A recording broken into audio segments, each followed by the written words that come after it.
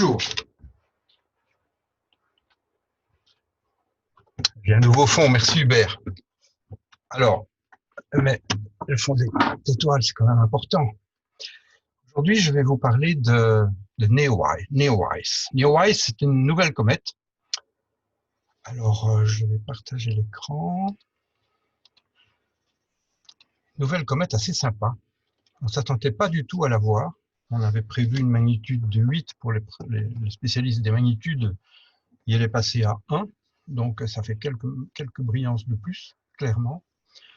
Donc je vais vous en parler aujourd'hui, je vais vous parler de son nom, parce que quand même elle a un nom original, Neowise. La chasse que j'ai faite, personnellement, pour essayer de la rencontrer, de l'observer, de pouvoir la dessiner évidemment, et faire quelques photos également. Puis les résultats plus scientifiques. Donc on va parler de ça. Son nom, Neowise. Neowise, ça vient d'où? Eh bien, Neowise, c'est le nom de l'objet, celui-ci, qu'il a découvert. À l'époque, c'était des gens, c'était des astronomes, des professionnels, des amateurs, comme Lovejoy, qui est un amateur qui a découvert une comète. Eh bien, ici, il s'agit d'un instrument automatique. Alors, d'où vient le nom de C2020F3? Ça, c'est son nom officiel. Là, derrière, il y a le nom du satellite, dont on va parler après. C, ça veut dire c'est une comète. Si elle est périodique, on marquera P. 2020, c'est l'année où on l'a découverte. F, c'est la quinzaine dans l'année. Donc ici, A, B, C, D, E, F. D'accord, on est au mois de mars, c'est la deuxième quinzaine du mois de mars. 3, c'est la troisième comète qui a été découverte, la deuxième quinzaine du mois de mars. Et puis NEO, donc ça veut dire New Earth Object, c'est-à-dire qu'on va, on va faire une recherche des objets qui seront le Near Earth, donc les objets qui sont près de la Terre. Donc c'est un satellite qui va permettre de faire des images des objets qui passent ou qui vont passer près de la Terre, proche de nous. Et WISE, ça veut dire en fait Wide Field pour le W, Infrared pour infrarouge, et puis Survey Explorer. Donc ça, c'est le nom de la comète qu'on retrouve ici derrière. Donc officiellement, il s'agit bien de C 2020 F3, dont le petit nom est Neowise. Alors la chasse, comment est-ce que j'ai fait? Au tout début, elle était extrêmement près du Soleil. Donc vers le 22 juin, j'essayais déjà, le 22 juin, elle est ici. Ça, c'est un coronographe. Donc on a le Soleil qui se trouve ici. Et c'est un autre satellite qui s'appelle SOHO, qui se trouve sur un des points de Lagrange, donc qui observe le Soleil toujours de la même façon et qui a un coronographe. C'est-à-dire c'est un instrument qui permet d'obscurcir uniquement le Soleil. Et donc grâce à cet instrument, on va voir la couronne, d'où le coronographe, qui va tourner. Donc cette partie-ci, elle est masquée, parce que c'est là que se trouve la grande lumière qui va évidemment abîmer, si vous voulez, le capteur, donc elle est toujours centrée là-dessus. Et on voit les étoiles. De temps en temps, je vous en avais déjà parlé, ça je crois, on voit également des petites perturbations qui sont des protons qui peuvent arriver du Soleil ou d'autres éléments du moment qui sont magnétisés.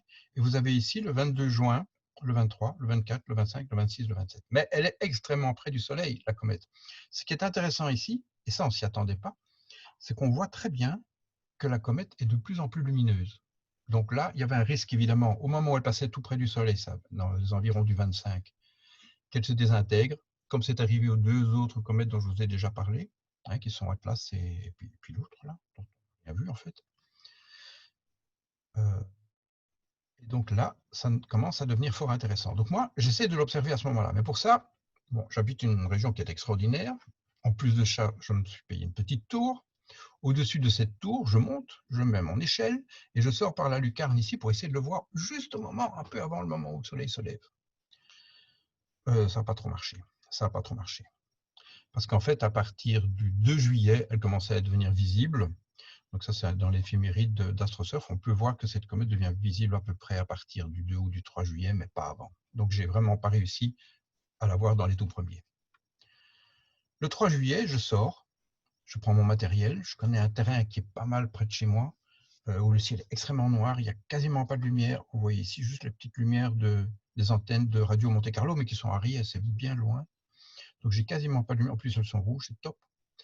Et donc j'ai quasiment pas de lumière. Donc c'est vraiment un ciel très très noir, c'est génial. C'est un endroit où j'aime beaucoup aller, c'est tout près du pont du Verdon, le pont qui va de Artignosc à Saint-Laurent. Le matériel que je prends avec moi, ben, c'est peu de choses, hein. mon téléphone qui me permet de savoir me repérer par rapport à l'endroit où la comète doit se trouver, avec un logiciel dont je vous ai déjà parlé, des crayons, parce que je vais uniquement travailler en noir et blanc sur feuille blanche. Le matériel que je prends au début, puisqu'elle est encore très faible, c'est mon bino télescopique. Donc il s'agit quand même de bon matériel. Il s'agit d'une bino Vixen de 126 mm 2 fois. Donc c'est 2 télescopes de 126 mm auxquels je dois adjoindre évidemment des oculaires. Et grâce à ça, ça s'appelle vraiment un chercheur de comètes. Ça, hein, c'est vraiment fait pour, quoi. Me voilà de nouveau le 5 juillet, je la cherche toujours, et là je commence à la deviner. Ce que vous allez voir qui est intéressant pour cette comète, c'est que comme elle reste toujours très près de l'horizon, on va pouvoir avoir des images extraordinaires. Et donc c'est ça qui est important. On va en reparler de ça. Donc là, je suis à côté d'un des champs de lavande du plateau de Valençol. Et là, je commence à la voir, à l'observer. Toujours avec mon bino Vixen, vous voyez, j'ai une lampe rouge pour ne pas m'éblouir trop, bien que le ciel commence à devenir déjà bien brillant. On voit le soleil qui se lève dans ces environs-là. Et la comète va se trouver ici quelque part. D'ailleurs, je la devine ici. Peut-être pas vous, mais là, elle est là. Et là, voilà, quelques secondes après, quelques minutes après son lever, on la retrouve là. Je suis toujours avec mes champs de lavande ici. Je suis tout fou, j'écris vite un article qui paraît d'ailleurs le lendemain, le surlendemain, dans Var Matin, et donc pour essayer de pousser les gens à observer, parce que ça va devenir quelque chose de très intéressant. Le matériel que j'utilise à partir de ce moment-là n'est plus très important, ce n'est pas nécessaire, parce que la comète devient de plus en plus brillante. Donc j'ai un petit télescope ici que j'utilise surtout en voyage, une petite lunette en fait toute simple, et mon appareil photo pour faire quelques photos. Je n'essaie pas de faire de belles photos, j'essaie de faire des photos qui vont me permettre de faire des aquarelles après. Alors la voici de nouveau, donc ça il s'agit du 7. On voit, je ne sais pas si vous le voyez ici, la comète n'est pas encore levée et on voit déjà sa queue. On a Capella ici, ça c'est le cocher, hein, la constellation du cocher ici, et on voit la queue de la comète ici qui se lève. De plus en plus, on la voit mieux. Là, j'utilise un objectif de 100 mm. Vous voyez que les étoiles sont même déjà un peu filées, je m'en fiche. Hein. Et c'est juste pour avoir une idée. Là, on voit une photo où on voit la queue qui sort avant le pseudo-noyau très brillant de la comète. Et le voici. Là, vous voyez qu'elle est vraiment très brillante. Elle est à peu près de la brillance, je dirais, de Capella, qu'on a vu tout à l'heure, ou d'Aldébaran, qui se trouve un peu plus à droite, en dessous de Vénus ici. Là, on a le lac Sainte-Croix, Sainte-Croix du Verdon. On a ici, alors je ne sais pas très bien ce que c'est ça, je me demande si on n'est pas dans les environs de l'observatoire qui se trouve à cet endroit-là. La voici avec un grand angle, donc j'utilise carrément un 28 mm. D'accord. Donc là, c'est de nouveau une photo rapidement faite. Ah non, ça c'est un 28 mm, le précédent c'était un 50. Ici, on a le début des gorges du Verdon, des hautes gorges du Verdon. Ici, on a le village de Sainte-Croix. Et vous voyez qu'on voit encore très bien les étoiles. Et malgré que la lumière du soleil vient, on voit très bien la comète. Et ça, c'était donc le 7 juillet. Le 9 juillet, je repars à mon petit terrain précédent, le terrain où j'aime bien quand il fait très noir, parce que je veux faire à ce moment-là des détails. Je vais essayer de croquer des détails dans le pseudo-noyau et le début de la queue pour voir un petit peu ce qui se passe au niveau de cette comète. On va en reparler aussi. Et voici de nouveau la comète ici, un petit selfie, comme on dit. Hein. Vous voyez que j'ai de nouveau mes antennes là. Voici de nouveau. Ici, on voit encore bien les étoiles. On retrouve facilement les... C'est pas Capella, ça, hein, c'est Elnat. Hein, ce sont des étoiles qui se trouvent dans le cocher aussi. Je crois que c'est Elnat, celle-là. La voici ici, parce que juste à côté de cet observatoire ici, juste de cet endroit où j'aime bien faire des observations, juste à droite, il y a cet endroit-ci qui est en fait le pont en dessous duquel passe la rivière le Verdon.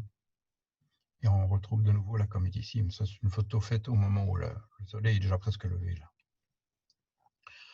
Le 10 et le 11 juillet, il y a des nuages, j'ai du mal. J'arrive à la voir, j'arrive à faire des calculs de magnitude, on va en reparler après, de magnitude, de longueur de la queue, de décès, etc. Toute une série de choses qu'on fait quand on veut être un petit peu scientifique et avoir des résultats un petit peu plus probants. Et donc là, voilà mon village en pleine nuit. Vous avez vu, la pollution lumineuse, c'est une catastrophe. Donc toujours, pas moyen de la faire changer.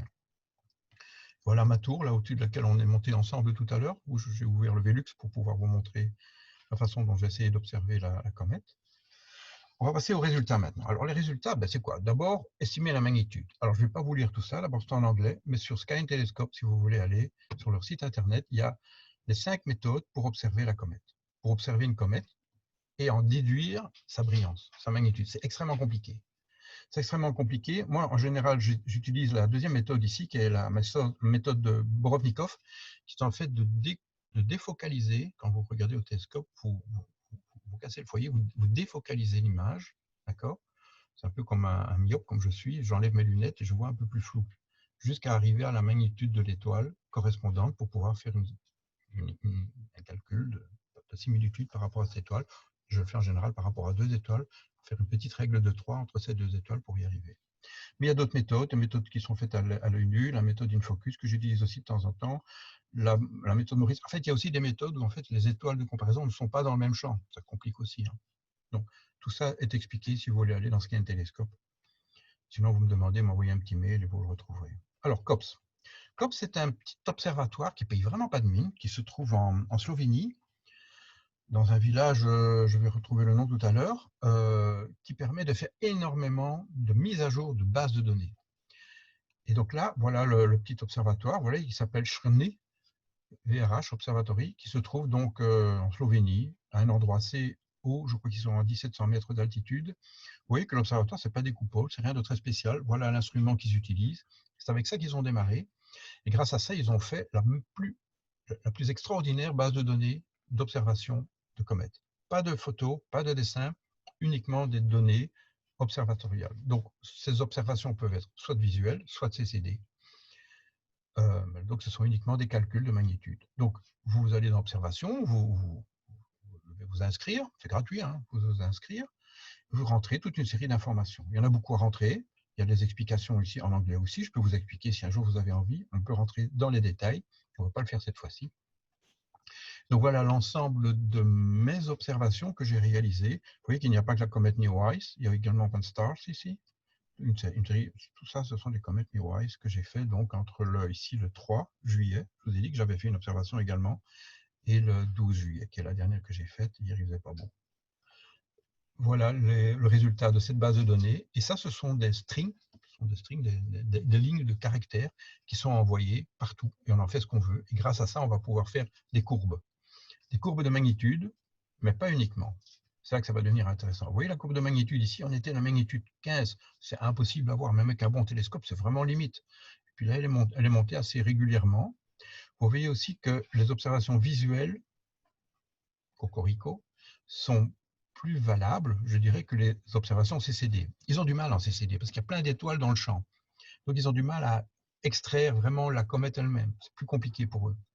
Et donc, nous, on y arrive. Alors, DEC-AA, c'est mon pseudo dans COPS. Vous voyez, je suis plutôt pessimiste au niveau des magnitudes et on voit bien que la magnitude descend. De toute façon, on voit bien que la magnitude descend. Et donc, vous retrouvez ici l'ensemble des strings dont je vous parlais. D'ailleurs, en bleu, ce sont les miens. Et voilà la courbe théorique en rouge ou en gris, hein, c'est un peu entre ces deux-là. Et en bleu, vous avez les observateurs visuels et en noir, les observations CCD. Donc on voit bien qu'elle suit la théorie cette fois-ci. Et on est monté jusqu'à la magnitude 1, même un petit peu au-dessus. On est maintenant dans la magnitude, je suis assez d'accord avec eux, 2,5. Moi j'avais calculé 2,6. Mais il n'y a pas que ça. Quand on observe la comète, il y a un point très lumineux. Autour de ce point lumineux, il y a ce qu'on appelle la coma. La coma, il y a deux choses qui sont intéressantes à voir. La première chose, c'est quel est son degré de condensation. D'accord? Donc, ça va, vous voyez les chiffres ici, qui vont de 0 à 9. 0, ça veut dire que c'est un nuage qui ressemble à un nuage totalement transparent. 9, ça veut dire que c'est exactement comme une étoile. Donc là, on est entre 7 et 8. Et effectivement, mes données, c'est plutôt 7,5. Donc le DC, pour le moment, est d'assez loin. Vous voyez que le DC est monté très vite. C'est toujours inquiétant, ça. Quand la comète devient de plus en plus brillante, ça veut dire qu'elle risque d'avoir de la sublimation et de retrouver tout d'un coup cette comète qui se casse, qui se fragmente en plusieurs morceaux, comme ça a été le cas avec les deux comètes dont on avait parlé tout à l'heure. Le diamètre de la comète, de la coma de la comète. Donc le diamètre également, c'est quelque chose qu'on fait en minutes d'arc ici. On est toujours à peu près dans le 1 ou 2. Il y en a quelques-uns qui sont plus optimistes parce qu'ils ont des télescopes qui arrivent à avoir plus de détails autour de la comète. Mais là, pour le moment, ce n'est pas vraiment intéressant pour cette comète-ci. Vous voyez que c'est relativement linéaire. On est en gros en dessous de 5 minutes d'arc. Par contre, il y a une autre chose qui est intéressante, c'est la longueur de la queue de la comète. Et là, vous voyez qu'on est monté à 10 degrés. Là. 10 degrés, c'est des observateurs visuels, de nouveau, qui l'ont observé. Ce n'est pas pour ça qu'en photo, on ne va pas pouvoir aller beaucoup plus loin. Moi, j'ai vu des photos sur lesquelles j'ai calculé 18 degrés et je pense qu'elle devait avoir le double. Donc, on n'est pas loin de 36 degrés de longueur de queue, mais ça, c'est pas sûr. Moi, visuellement, effectivement, je suis arrivé, je crois, à 17 ou 18 degrés. Non, je rebobine. Je suis arrivé à 8 degrés de longueur de queue. D'accord? 8 degrés, en gros, c'est de là à là par rapport à ma main quand je tends ma main, quand je tends mon bras. Et autre chose au niveau de la queue de la comète, également son angle de position par rapport au nord céleste. C'est aussi quelque chose que je fais souvent. Et là, on voit que son angle de position, eh bien, oui, forcément, la comète tourne parce qu'elle est passée près du Soleil. Et vous savez, la comète va toujours, après être passée près du Soleil, dans la direction de sa queue, mais elle va vers sa queue. Et c'est ce qu'on voit ici dans ce graphique-ci. Voilà. Alors, c'est étonnant ce qu'on a observé. C'est vraiment très étonnant. Déjà, elle a la même orbite que la grande comète de 1844, une comète qui était très très visible, très très bon. Moi, je n'étais pas né, hein, même si je suis un peu âgé, je n'étais pas né en 1844. Et donc, cette grande comète s'est sans doute scindée en petits morceaux. Et ces petits morceaux, il y en a un qui a dû passer il y a 4500 ans. Donc, cette comète de 1844 était déjà passée, d'après le calcul, on ne l'a jamais vue, mais d'après les calculs orbitales, elle est passée il y a 4500 ans, du temps des pharaons. Donc, un des morceaux qui reste de cette grande comète de 1844 est justement Neowise. La dimension du noyau, ça a été fait par un satellite infrarouge, justement le même, le Neowise, le satellite Neowise. La dimension de ce noyau est de 5 km. Pour une comète, c'est petit, à 5 km. Enfin, si vous l'avez dans votre jardin, ça fait des dégâts, mais 5 km, c'est pas grand-chose. Pour une comète, c'est minuscule. D'accord? Une comète, normalement, c'est minuscule. Mais 5 km, pour une comète, c'est énorme. La plus grande comète, je crois, qui a jamais été calculée, et encore c'est une comète qui s'est fragmentée très vite, elle devait avoir 40 km. C'est exceptionnel. On est toujours en dessous du kilomètre, en gros, pour le noyau de la comète. Autre chose très étonnante, c'est sa couleur. Elle est dorée. C'est joli comme tout. Elle est dorée. Elle a une teinte un petit peu entre ocre et jaune, entre auréoline et ocre clair. Vous voyez ce que je veux dire? Et donc ça veut dire qu'elle émet du sodium. Donc il y a du sodium, énormément de sodium au niveau du noyau de la comète qui est émis. La forme de la queue de poussière, ça aussi c'est étonnant. On dirait qu'il y a une double queue. Et cette double queue, c'est sans doute une illusion d'optique. C'est probablement un peu comme un tore, un cylindre, où on voit mieux évidemment les deux bords, on voit plus en transparence au milieu. Donc ça également, c'est quelque chose de très intéressant. Je ne parle que des queues de poussière ici. J'ai fait un petit spectre, je m'amuse parfois avec un petit spectroscope derrière mon oculaire, à faire une aquarelle spectroscopique de la comète. Et je voyais effectivement, en faisant ça, qu'il était beaucoup plus jaune. Beaucoup plus jaune. Le jaune était beaucoup plus brillant que d'habitude. Pas du tout de bleu, pas chaude, pas du tout de bleu. Un peu du foncé là dans le vert. Ça, je ne sais pas très bien ce que c'est. C'est peut-être du fer, je crois que c'est plutôt du carbone dans ce coin-là. Et puis ici, un petit peu de rouge aussi foncé. Ça, c'est le H-alpha, probablement l'hydrogène qu'on voit. Mais sinon, la partie très brillante, c'était du sodium. Il y a deux raies du sodium, D1, D2. Et ces deux raies sont extrêmement brillantes. Et dans le cadre de cette comète, c'est pour ça qu'elle a cette couleur. Ici, vous voyez deux autres taches, ce sont les deux ordres du spectre. Ici, j'arrivais encore à voir la comète, à deviner le noyau de la comète, mais je n'arrive plus à voir la couleur. Et ici, j'ai juste un petit nuage, c'est le troisième ordre. Ça s'appelle des ordres dans le spectre. Donc le 4, je vous avais dit, j'étais sur le terrain pour essayer d'arriver à voir des détails. Et on voit très bien ici, je vais prendre ce dessin-ci, qui est à 25 fois, c'est celui qui n'est pas trop grossi au niveau de ma Vixen. J'ai 10 fois ici au niveau d'une paire de jumelles classiques, hein, des 10 x 50. Ici, je suis à 25 fois, et on voit très bien ces deux queues. Ces deux queues de poussière, qu'on voit ici également à 40 fois, qu'on ne voit plus trop à 90 fois, parce qu'ici, je grossis tellement qu'on voit vraiment des détails au niveau du pseudo-noyau, et on voit des jets d'éjection, même au niveau horizontal. Ici, vous en avez un. Et ça, c'est probablement le début des deux jets qu'on voyait ici, dont on a parlé tout à l'heure.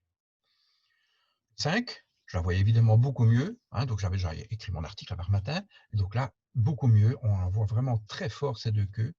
Je dessine toujours les étoiles repères quand je peux, qu'il ne fait pas trop clair, car il y a des étoiles repères, ça me permet de calculer le diamètre de la coma et la longueur de la queue comme je la vois.